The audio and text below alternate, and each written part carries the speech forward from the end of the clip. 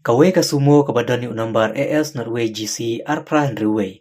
Kabadang tumuman kiw sa Shillong, kala kesan hapdeng surukba National Highway 6, hagisnong PAMSIM, hajan ka Bethany Hospital. Kani ka jingjia kelajam mata met hakapor arba GAA. Barkat kum ka jingyu iki paiba kiletu, bagate ka sumo kelasange kansan, namar kadon kawe ka kali kabajam na Shiliang ka surok, hadu bakalalit bantanra ay udibidar, bat kelasandan hapdeng surok. Bat kato kan neki paiba ay basyong kate ka sumo, kila mensaw mulumala.